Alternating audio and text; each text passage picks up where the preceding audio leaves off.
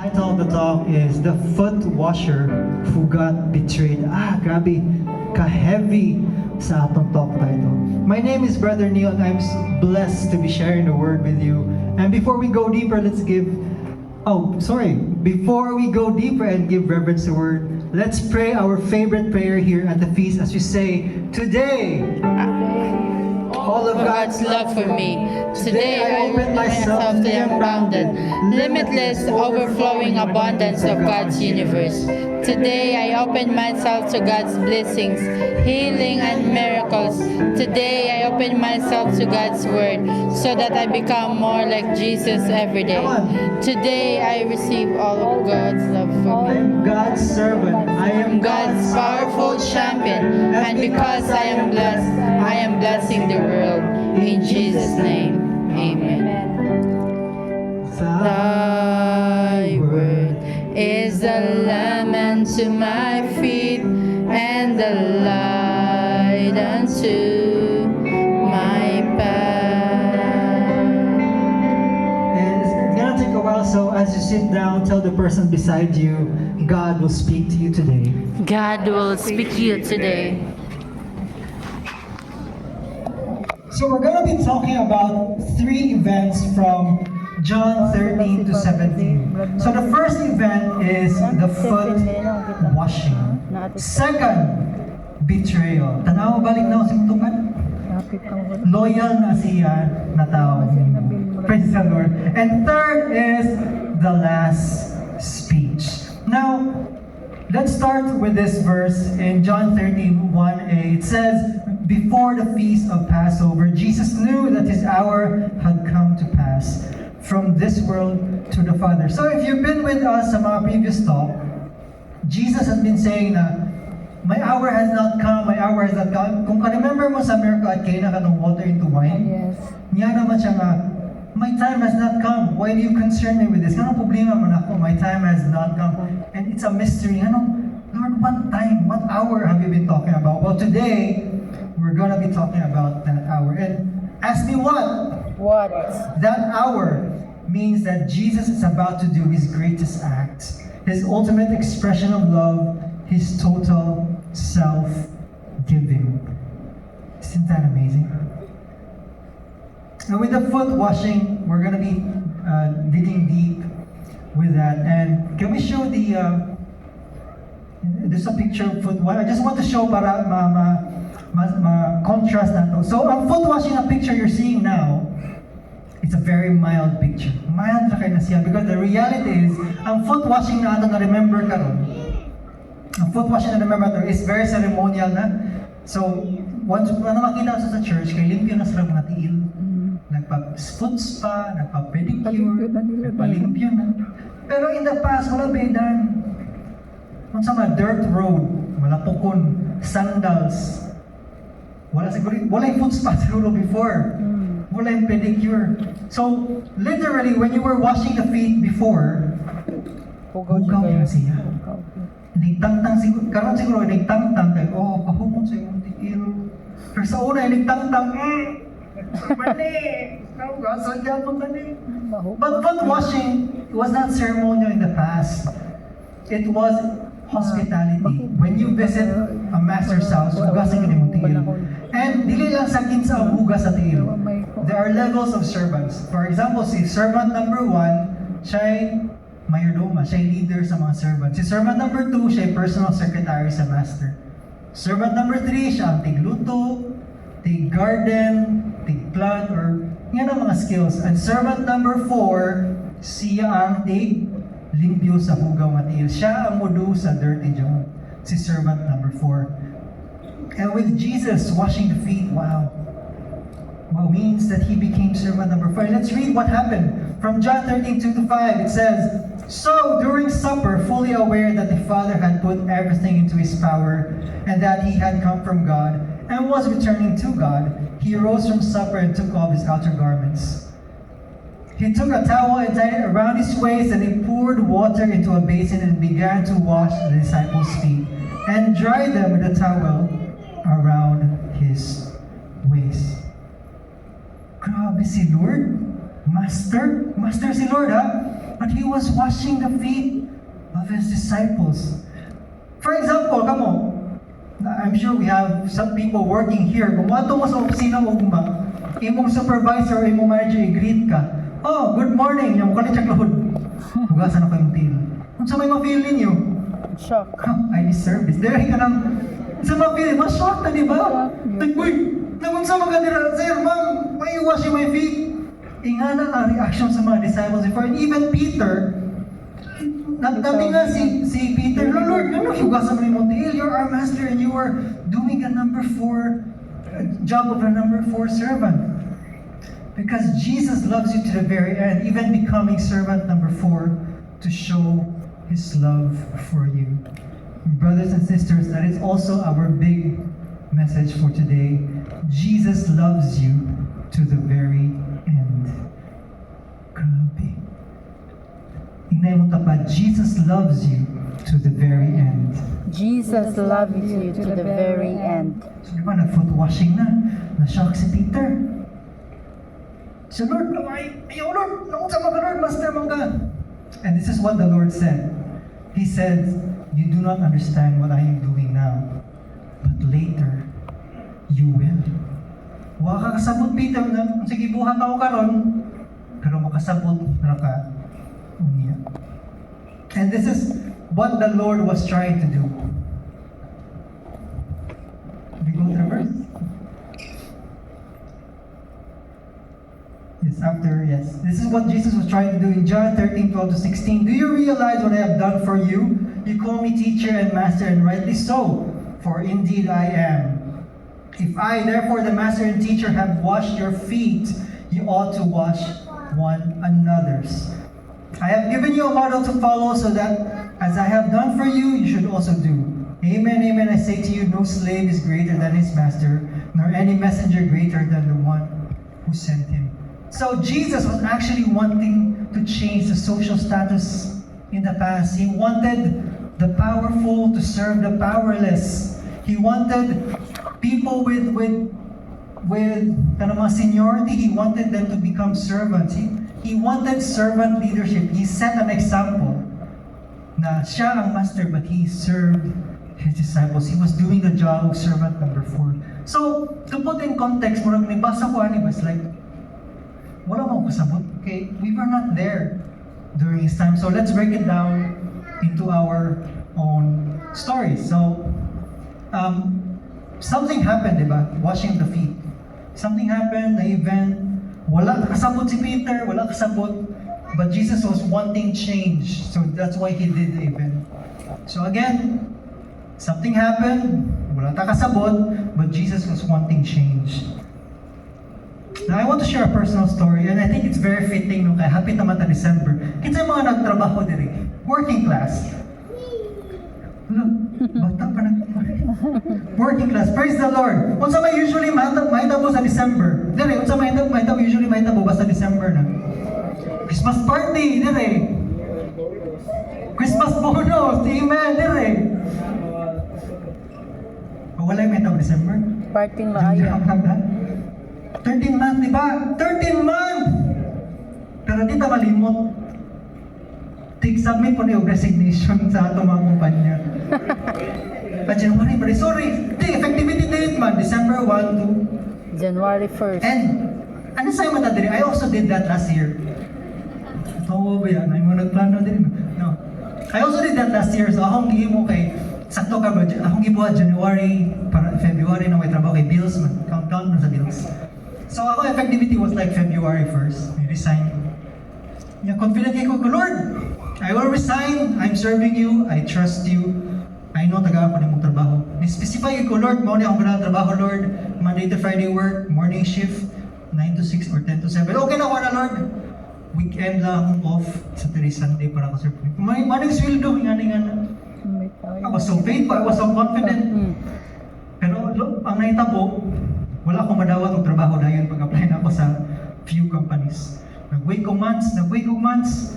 Oh Lord, wala akong pasabot nga wala akong madawat. Servant ko nimo, nag-serve ko nimo. I'm faithful to, I pray. Wala akong madawat. Then something happened. Ako, office mate, gi-refer ko ka ng gaming company. Wow, gaming company. Ni-apply ko, pero wag gyapon ko madawat. Lord, gaming company na to, Lord. Fit kay sa akong mga interest, gaming company, Lord. Anong wala mo ko madawat? Wag gyapon kasabot. But the Lord was saying na, oops, you don't understand now. Pero soon, you will. O kani si Lord, no? Kani si Lord, once He blesses us, sobra-sobra. Ni-contact na ako sa LinkedIn. Oh, would you like to apply for this job? Ako, desperado naman ko. Sige, yes, sagol ako experience. Sa akong, kadesperado ako tanong ka nang, basta na ako mo rejection sa email, muna ko, asa kayo ko ni-apply? Ani ka na-rejected ko, kani, I don't care. Hindi ka na ba yung i-apply? Ano, okay ba sa company? Bahala na lang ni. So, ko, Lord, nani-chat ako sa LinkedIn, bless me. Kung mauna siya, mauna ni siya. So, ni-apply ko, and praise the Lord na dawat. Praise the Lord na dawat ko. And you know what? Again, when the Lord blesses you, sobra-sobra. Ihatag niya, halos tanan sa akong i-request na prayer. And the best thing, no, di ba? Ano naman ko, morning shift lang, Lord? 9 to 6 or 10 to 7. Jesus, ang ihatag ni Lord, no? Flexible time. Wow. Grabe kasi, Lord. And you know what happened? You know what changed in me? I became more faithful, became more trusting. Sorry kay Lord, na ni-doubt ko nimo. You were right, Lord. Wala ko kasabot sa imong gibuhat, Lord. But you were wanting me to wait because you have prepared the best for me. And maybe some of you here, you're going through something na wala mo kasabot karon, and you're questioning God. But the Lord is saying, you don't understand what's happening now, but soon you will. Grabe kaya revelation ni Lord. Also, disclaimer, this is not your sign to resign. Basta nag-draft na mga resignation ko, ano kita sa Facebook, resignation ko, kiniyon si brother nila, ayaw in town. Basta kung wala mo yung trabaho, 6 months after ako'y basulo ninyo. Ayaw, this is not the sign. And we're gonna dig deeper into the talk, and let's welcome Brother Stephen to take us home.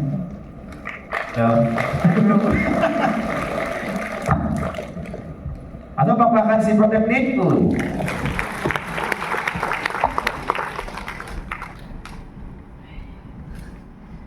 How are you?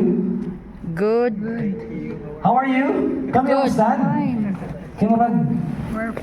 Di naman sa'yo, buntag murag katukot. Agit pang gutom. Huh? Wala mo mag-snacks sa paglinya ninyo. Wala. Wala. Ay, wala. Atong provided og ka ng kuan. Pay-pay sunod. Can we give Lord a round of applause? And then, can you greet the person beside you and tell that person, Jesus loves you to the end. Jesus loves you to the end. Can you shake your hands and natin para palington? And then you may take your seats. Okay.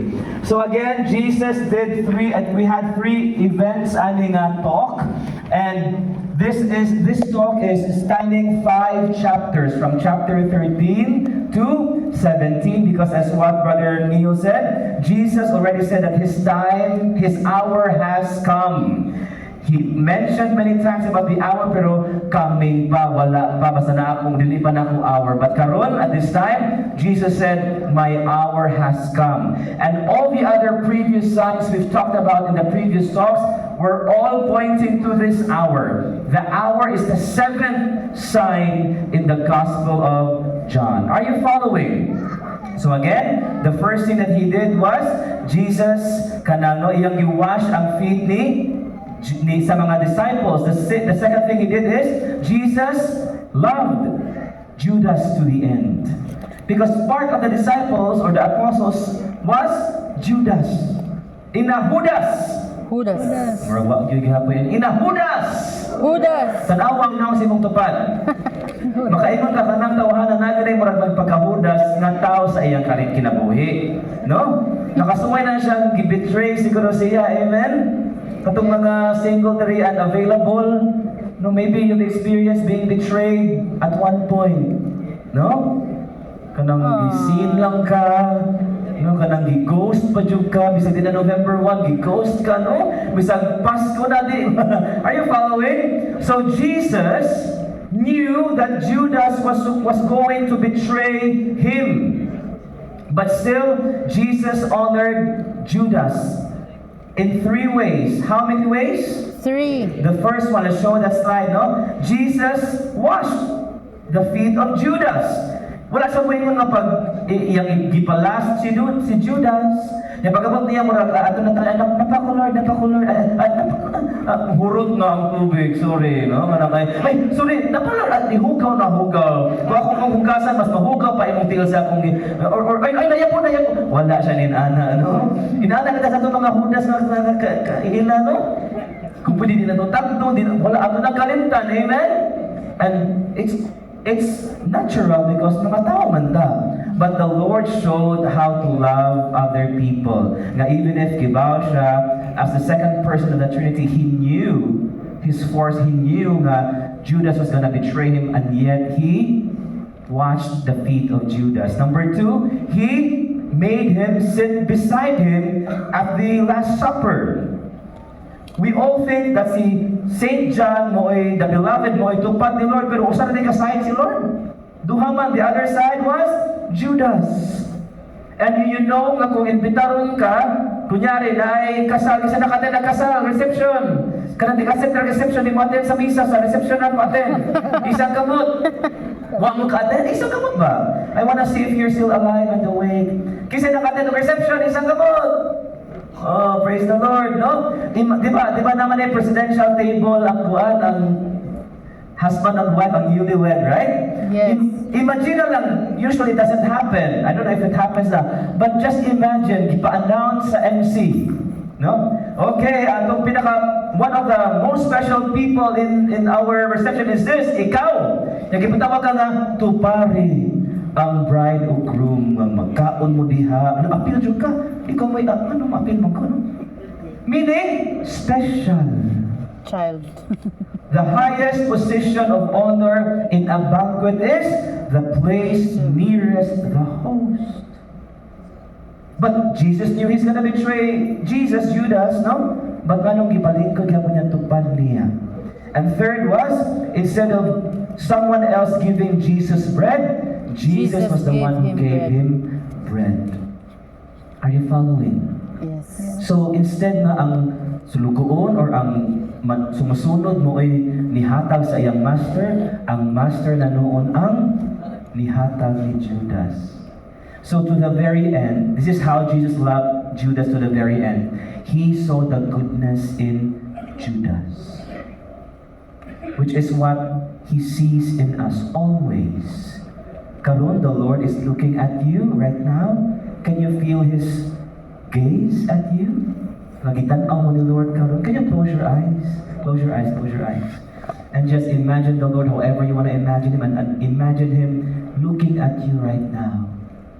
And you may have decided or have done things in the past, or maybe you're about to do something not so good after the feast. And the Lord is telling you, you're not that kind of person. You are a good person. I know who you are. Open your eyes. Muna siya ang gusto madunggan nimo ni Lord karong adlaw. Because frankly, we have done bad stuff in our lives, right? Maybe consciously or unconsciously. Wala kibang masayb dito yung gibuhat. You've decided something at that point, mura dito imong nakabot nga wisdom. Amen? And yet, the consequences were very bad. Are you following?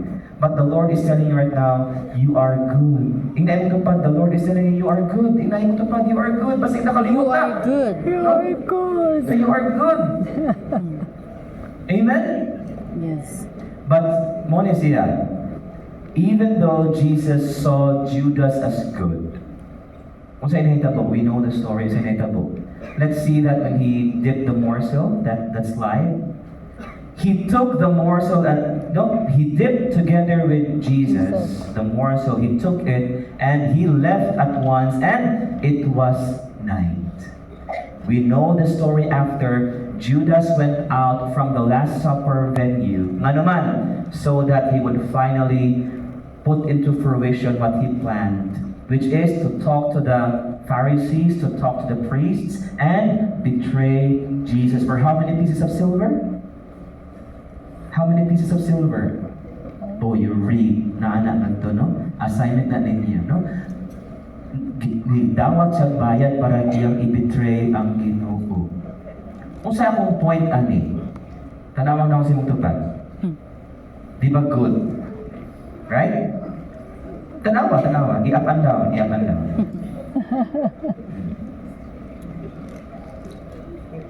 Here's the point. Are you listening? Yes. We all have the potential to be Judas. Bisan pag good ta, but because we decide on things, we destroy our lives because of our bad decisions. Judas, special na kayo yung position, just like you and I.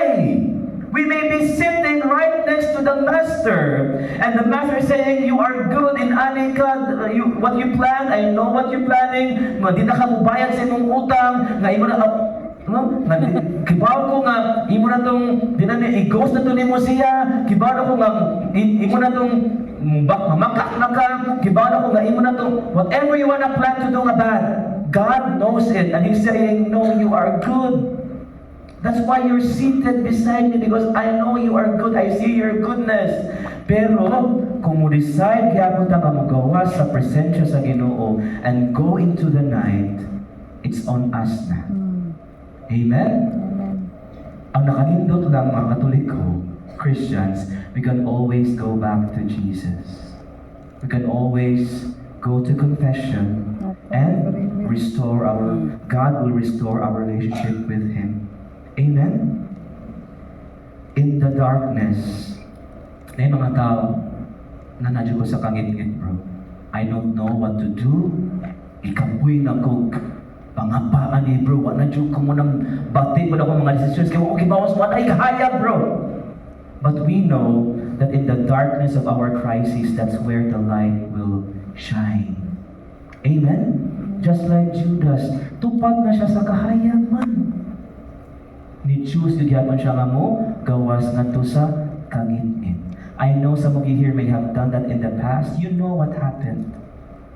For as long as si Christ na sa atong kinabuhi, na sa atong kasing-kasing, we may not have the experience yet the moment nga muhayag tanan. Kasuway na mo run out niya. Kanang na ay sa may para makakita mo sa brand out, kung mag-brand out para makita mo sa inyong pangitaon or kuptan. Kandila. So, Flashlight. ng suwe, no? Flashlight. Kanang kandila or Flashlight. Petromax.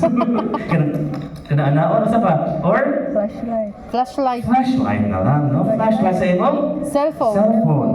So meaning, dawa, ang mga tao magod dali na madismaya kay nagtuda kung naa si Lord na ang kahayag, makakita na ko sanan. Sometimes dili. Amen? Sometimes you will still remain in darkness. Ang nakalindot lang kay nikupot makas kahayag, dadaan ang kahayag ka, dadaan ang kahayag kay para kung asa ka mo adto makita naghapon ka. It may not be that clear yet. Are you following? Pero makikita gihapon ka labi naghagungan ka ang imong kwarta, mubayad ka naghagungan ka piso. So kung sa nakagamay pagitaw ang ginain mo, amen? Correct. So dadain ko namatay sa cellphone na rin. No, kung git-git ka ni, kasi anak tayo. Walang git-git ka ayaw. Git-git ako. Kanya git-git ka po at that stage. Git-git tayo sa ka mo. Pwede ba git-git tayo? Git-git tayo sa ka mo. Alam, piyong na lang mo. Pero kiba mas ako ipa-imagine ninyo? Yes. No? Sa git-git pa, pero kung na ay, kasi na ito, napapod ako sa, kung na ay kahayag, bisag dili pa adlaw, dili pa hayag ang haring adlaw, wala pa mo rise, napakasakangit pero kung na kay ala nga suka, in this sense, si Jesus na siya, ang lang si Jesus perme, kaya makita nyo imong ipangita. Amen ba? Amen. Ha? So atong paktakan ng kahayag sa atong kinabuhi nga si Jesus. The third thing that He did, He gave a long speech. Say long speech. Long speech. And the long speech is the final speech. Kakita na mong tao nga himatyo na. No? Yes. Or nakatuon na mo tama ka ng naghihingalo. Papanak. Di ba na siya mga ibang sulti, mga habilin niya, bayar ito ako mga utang. Daman to ang passport ko ang wala na ito so ang natiwasa kinaunan siya mga kamtangan, no? So you know, this speech, of course Jesus had his last words on the cross, but this for me in my own personal take, this was his habilin sa iyang mga sulugoon, no? And he, in that speech, in that long speech, naitulong na kita number 1, and encouragement to hope. Say encouragement to hope. Encouragement. Look at the person beside you. Is that person a person of hope? Yes. Does that person know how to hope? Yes. Huh? Tanawang again, atubang ka and lang si Mutabat. Exercise. Look at the person beside you. Can you smile at the person? Hindi ka tao ang maikot smile. Masagpaan niya ka. Taw-tawa mo ka rin. Smile lang, no? Smile. Pleasant smile. So, why did I make you do that? Ask me why. Why? Gipa-smile, di ba ni smile? Yes. Pero waki ba unsay story behind the smile? Wala ka kibaw, bisan pag-close na nimo na pa wala ka share nga basig iyang battles today. Right? That person may be going through some battles right now, and yet the person was able to smile. Kaya ang tao na walay hope, bisan pag-inon ni Brother Steven, smile. Krug. Na-enjoy kayo. Amen? Muna tanawa yung tapat lang niya, smile. Mauna yung tao nga, na-ay problema. Amen? Na-ay problema wa? Naa. Na-a. Pero wa Dako or gamay? Secret. Nabasta kayo na yung problema, bro. But still, that is the proof that you have light inside you. Amen? Amen. And Jesus encouraged his disciples to not be afraid. Inen to pa, do not be afraid. Do not be afraid. Why? He encouraged his disciples to trust him. Do you trust the Lord? Yes. Mona, I was just talking. Mona, I was at the back no, talking, getting wisdom from one of our elders here, si Tito Boy, and we were talking about some concerns in ministry. And you know, to be honest, ang ako lang yung I am trusting the Lord, but I'm just asking for more wisdom. Kay I may not see something, but do you feel something like that? I think feel na ako magibuhat ang why is something not working? Are you following? Yes. I really believe that we need more wisdom. And to gain wisdom, maybe read a Bible, yes, in the feast, but also from the people around us, from our mentors. You may have a need right now, and God encourages you to trust, but sometimes the trust can be boosted through wisdom. Amen? So look for people you can trust na inyong ma-discuss inyong problema. Amen? That was the first one. The second one is a call to obey. Say a call to obey. A call to obey. Are you obedient to the Lord? Muna na siya, kitang katang. Gadi na siya, smile. Are you obedient to the Lord? But I feel you. We've all gone through that, no nga? Number 1, we disobey or we delay obedience, which is still disobedience, right? Yes. Let's read from scripture now what Jesus told the disciples, no? How do you obey? Together, as the Father loves me, so I love you. Remain in my love. If you keep my commandments, you will remain in my love, just as I have kept my Father's commandments and remain in His love. Long story short lang yun. To obey means to remain in His love means to obey. And obedience is proof of love. A lot of us, do you love the Lord? Do you love the Lord? Yes. Do you love the Lord? Yes. But why are we not obeying? Amen? That's the complex human tendency and human condition na bitaw mo, we love Him but gusto ra i-obey. Amen?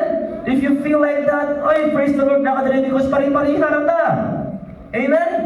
But again, the Lord wants to encourage you to obey by trusting more. Inay mong tupad, squeeze, hold the hand of your seatmate until squeeze the hand and say, trust the Lord more. Trust the Lord more. Number 3, Jesus, in his speech, he prays for his apostles and he prays for us. Kibaw mo unsay na include na prayer ni Jesus? Let's read, no? Katong what he included sa iyang prayer. He prayed loudly and he said, I pray not only for them, not just for them, Lord, Father, but also for those who will believe in me through their word. Newsflash, kita na. So that they may all be one. As you, Father, are in me, and I in you, that they also may be in us, that the world may believe that you sent me. Nganong giampo ni Lord kita for unity.